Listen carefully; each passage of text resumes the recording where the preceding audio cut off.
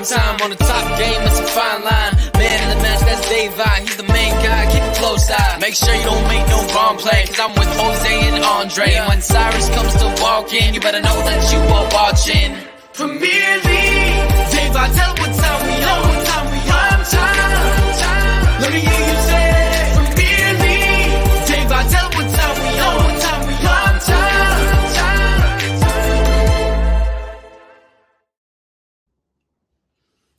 Hello and welcome to Premier League Primetime, and I'm here to give the second part of the post-match analysis. I thought, really, try something a little different. Instead of, cramming it on, stuffing it all into one, why not give them their own segments? Just why not? Because we like to try new things. Unlike Gareth Southgate, I like to experiment and try new things. Maybe Gareth, you should take some advice. But now, of course, as we stated before, we are going to start and go straight into the player ratings. Starting off in goal. Jordan Pickford. I'll give him in when he came up big so many times. When he needed to, he made big saves. Several key saves. Organized at the back well. He seems more like the captain more than Harry Kane does. I think Harry Kane, towards that captaincy, I think at the end of the day, you're looking at it and you're saying, at some point, they have to start moving away, phasing out Harry Kane. And I think Pickford should be the New England captain. Leadership qualities. Yes, one can say he plays for Everton and all that, and he doesn't play for the best team in the world, but he's a leader on that pitch, and you can hear him, and he makes his presence known. But no, credit to Jordan Pickford today, because he definitely made important saves today to keep us in that game and help us scrape past, as per usual, because we can't convincingly beat anybody, to scrape past the Netherlands and make it to the final. So I will give him I don't normally do 2.5s, but I'll say a 7. I may change it, but I will go with a 7. Kyle Walker. Just up and down. Looked a little better, but still just so clumsy. Just very, very clumsy. He's one of the most experienced players on the pitch, and when you're seeing him fall over, not time tackles right, the 5-time Champions League winner with Manchester City, or not Champions League, Premier League winner, Champions League winner with Manchester City. If you're looking at that, if you're someone like Mark Gahey, an inexperienced defender, and you're looking at someone like Kyle Walker, and you see him doing that, yeah, probably not the best example to set.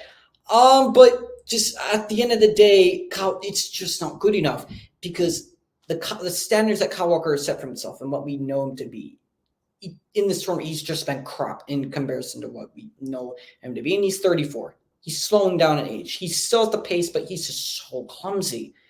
It looks like he just has forgotten to, a bit of his positioning. He gets called forward at times. He's getting beaten now more often. And it's just not good enough, really. But didn't do a tremendous amount wrong today. So I will give him I'll say very average by his standards today. I will give him a 5. John Stones. He gets a 5 as well. They're as bad as each other today. Stones it's almost as if I didn't really notice him all that much, really, until a set piece in the box. Just always good on the ball, and you can never question it. John Stones' ability on the ball.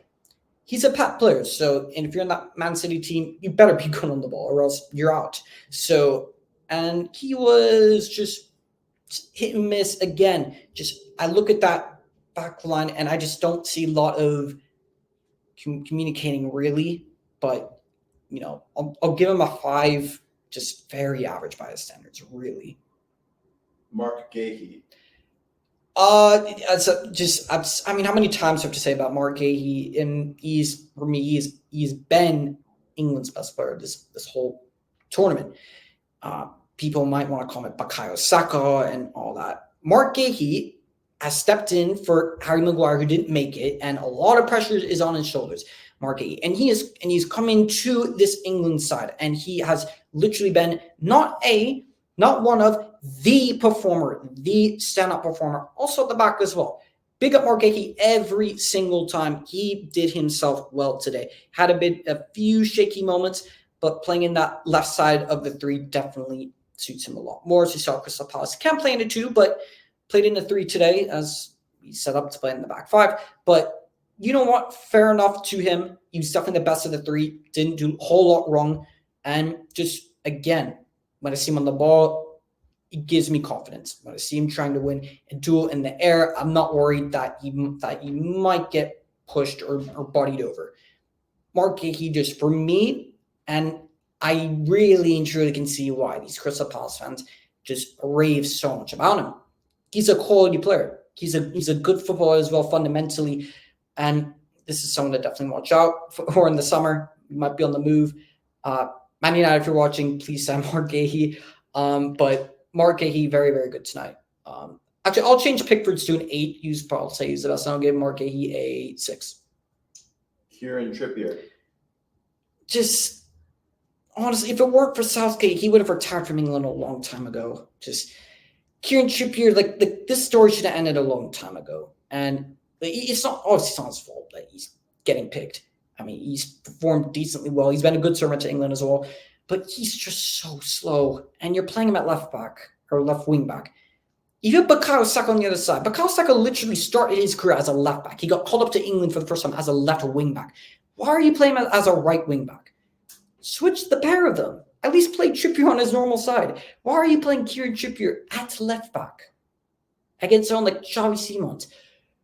Lord have mercy if he starts at left back with Lamine Yamal running at him. Lord have mercy on my soul and on the rest of the souls, on all the England supporters, going to Berlin for that game or watching it from around the world. Lord have mercy. Just that tactical change needs to be implemented, but knowing Southgate, I don't have a lot of faith that will happen. However, again, just so poor. He just looks, a rhythm or two slower than everybody else. Really, just I don't really. His time is done. 4. I'm tired of Trippier. Really, 4. Bukayo Saka. I'd say out of the whole back 5 collective, I personally think that he was definitely one of the brighter players, and also on the pitch as well. He was definitely one of the brighter players on the pitch as well. Very good defensively. He's a technically sound player, but I think what lets him down is I think the Arsenal fans around him will say he's world class. He's world class. He's world class. However, when he's on the biggest of stages, playing against the top teams in the world, Champions League, Premier League, internationally as well, he bottles it a good portion of the time. And of course, he's a very good player. I'd be stupid to say he's not, but he's not a world-class player with world-class ability, something like Phil Foden. But Bukayo Saka is one of the best players on the pitch today. He can definitely keep his head held high. One of the few that can look at themselves and said, you know what, I done my part and I done nothing wrong today. But Bukayo Saka, I can't put him with Pickford really. So I'll give him it's between 6 or 7. For the expectations of Bukayo Saka, I'll give him a 6 because it's definitely higher than some of the others. Declan Rice. 1. He's lucky enough to get a 1. He gets a 1 peak. I don't know. He gets a 1 because the trim looked decent. That's about it for me.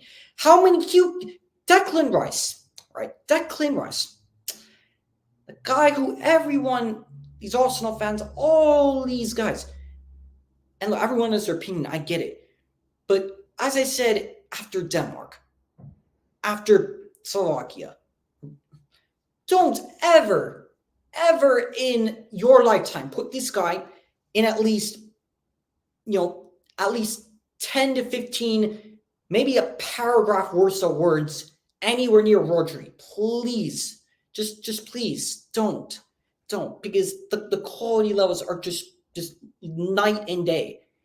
Technically, awareness, all around play.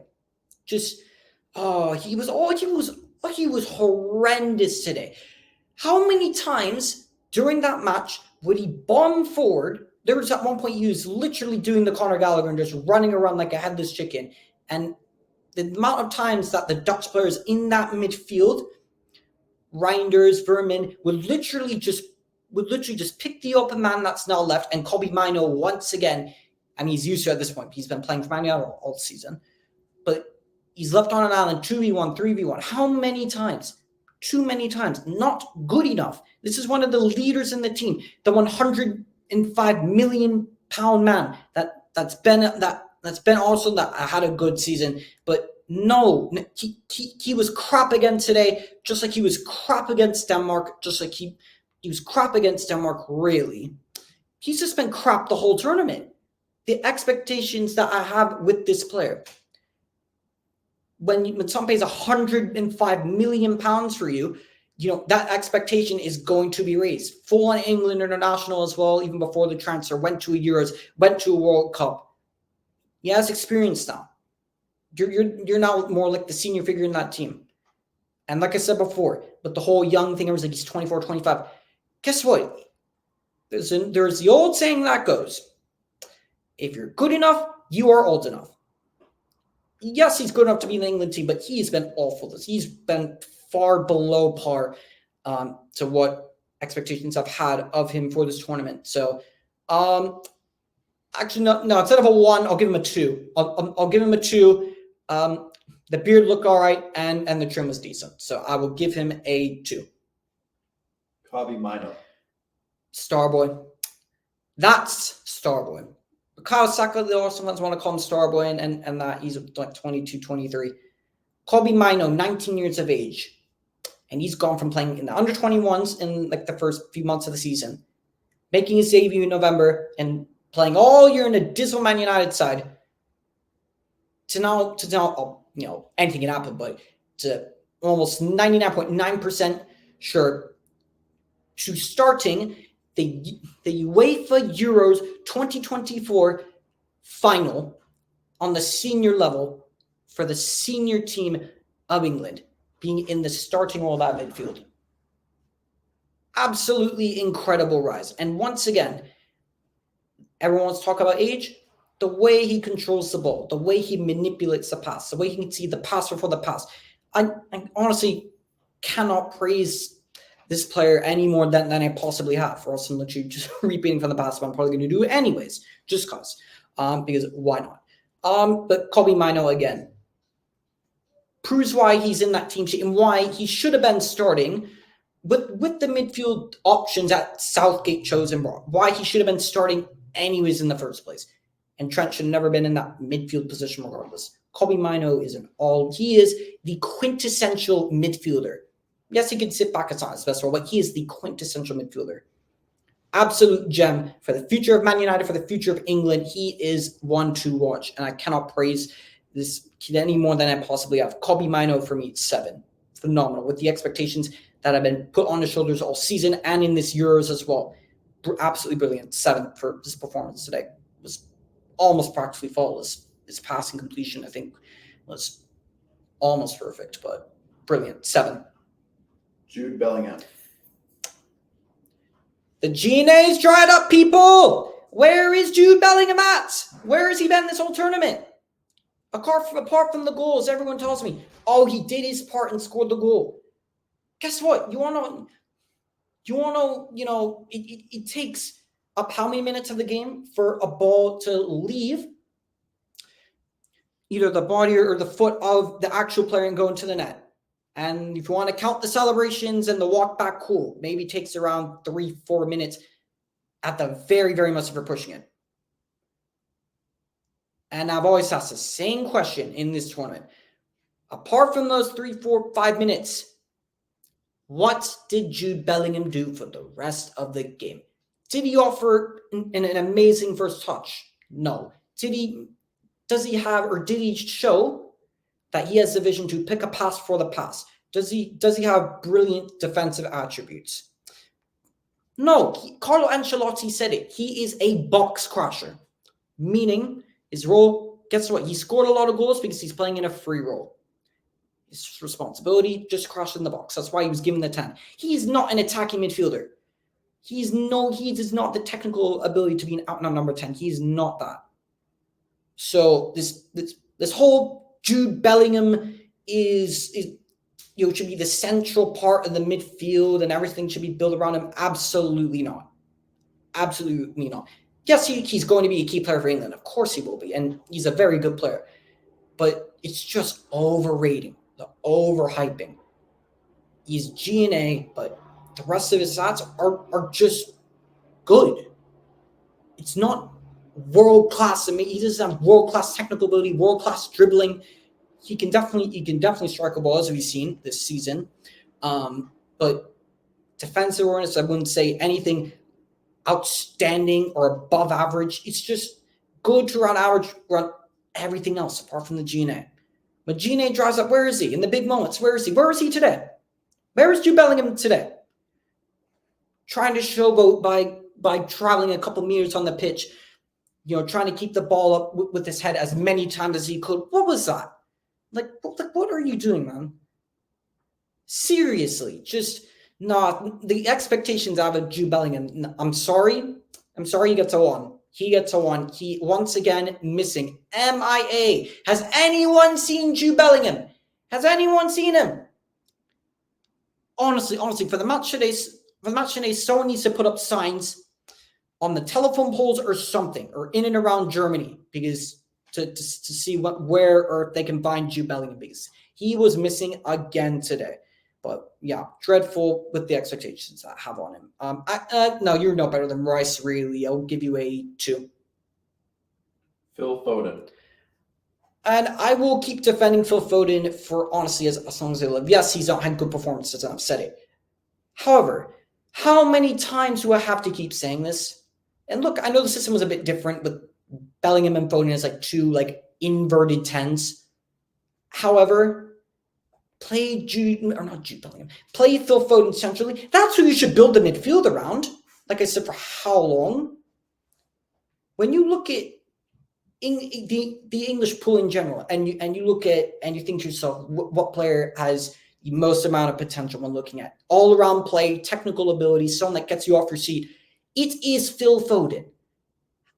How this manager did not clearly see that Phil Foden is the quintessential number 10 that needs to be playing in the number 10, should have been given the 10, and that role, and that free role that Bellingham gets, it's just beyond me. Because he plays on the left on the occasion for Man City, and you're trying to cram in everyone.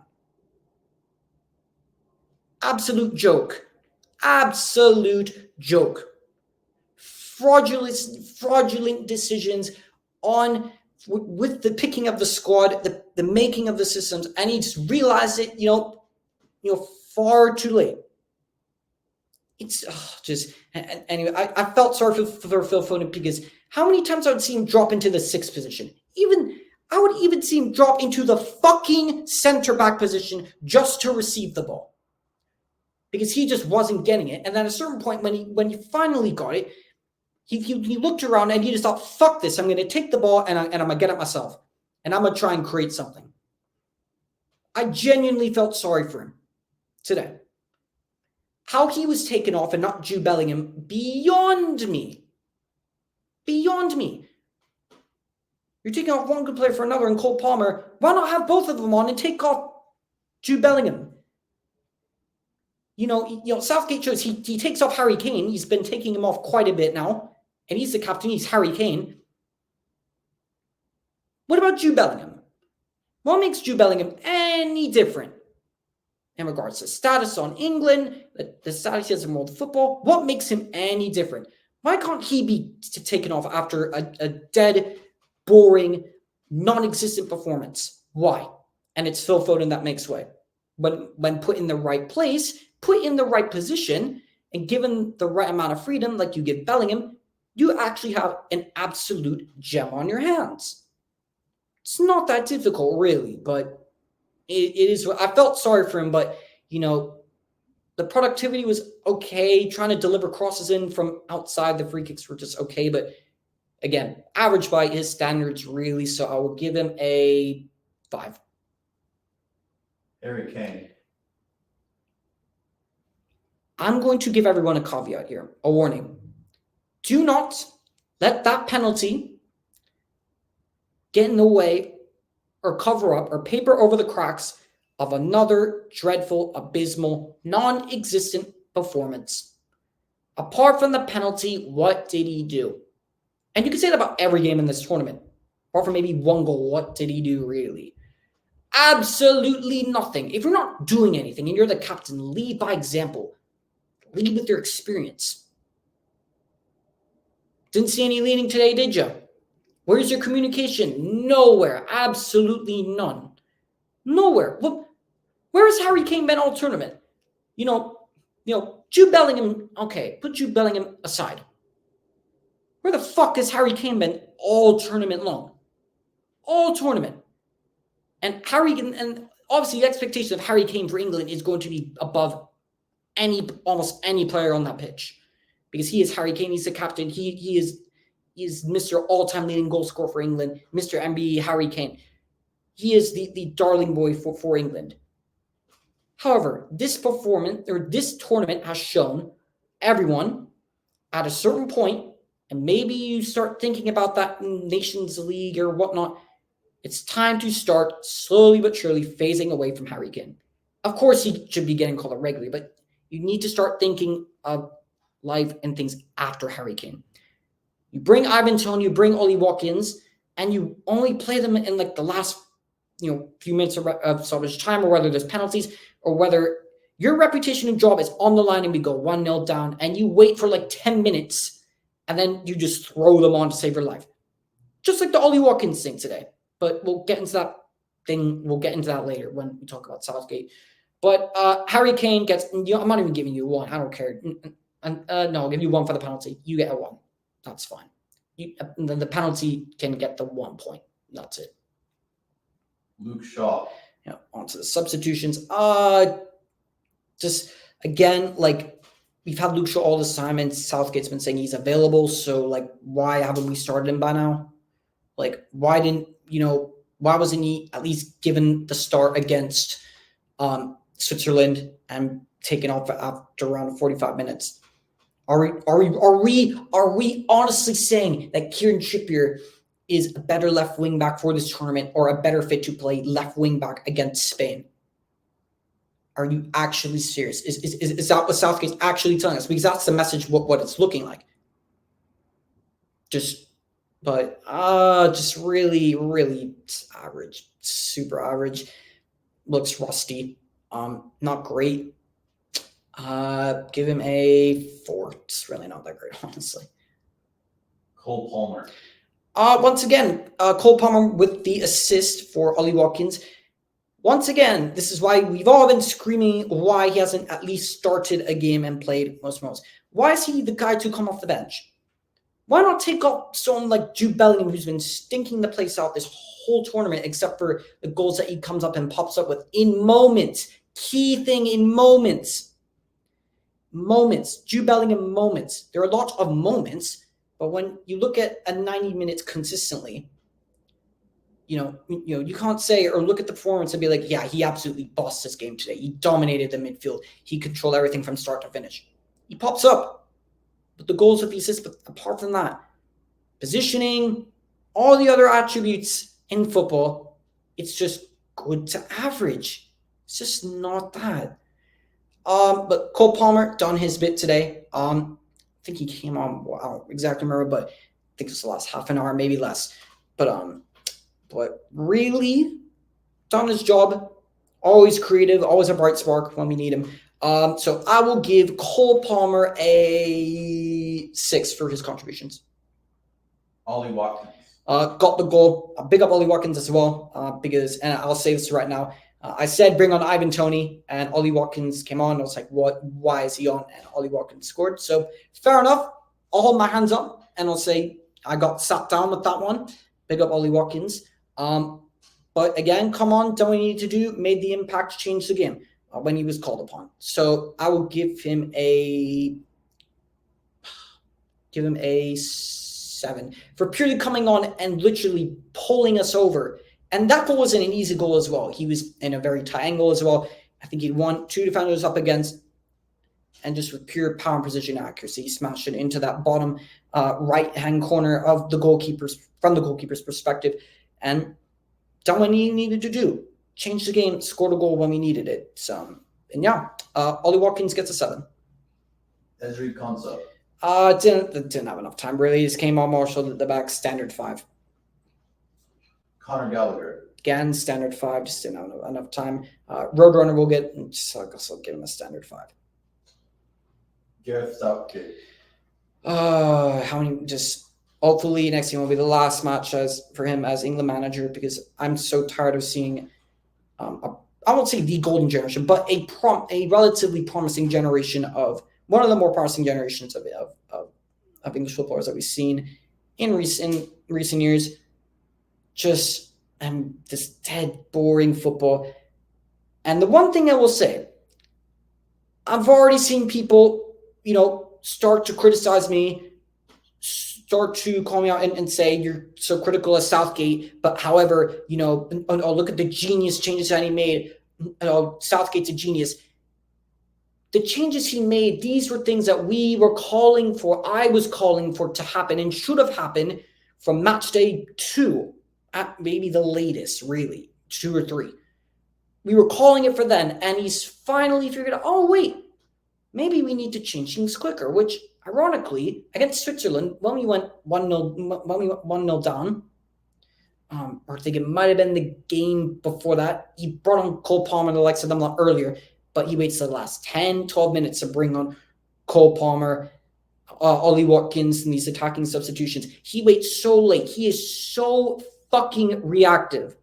This dead football. Honestly, what I hope happens, it won't. I severely doubt it. If England somehow win the Euros, whoever can come back, clip this bit, can post it, have a bit of answer, cool. I'll take it.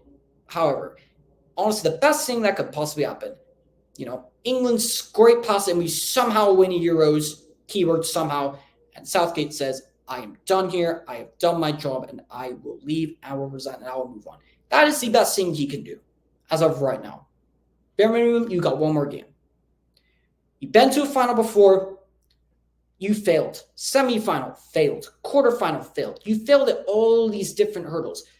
And looking at your in-game management, which is dreadful, what gives me any confidence to look at that performance against a Netherlands side who are, poor by their standards, and they've been all right this Euros.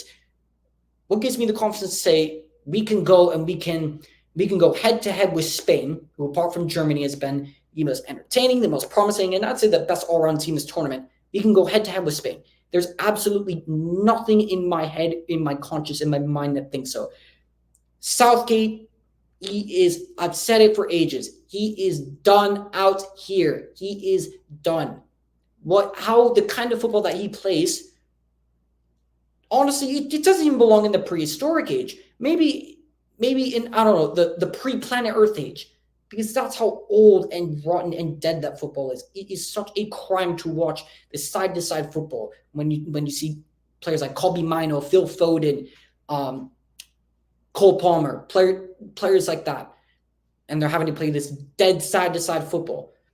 You bring 2 strikers and you literally only play them when you need a goal, when your job's on the line, or when there's a penalty shootout. Just none of the things that he does make sense. And it didn't make sense either when Luke Shaw is back and fully fit and you don't start him. You still pick Trippier. You still pick him.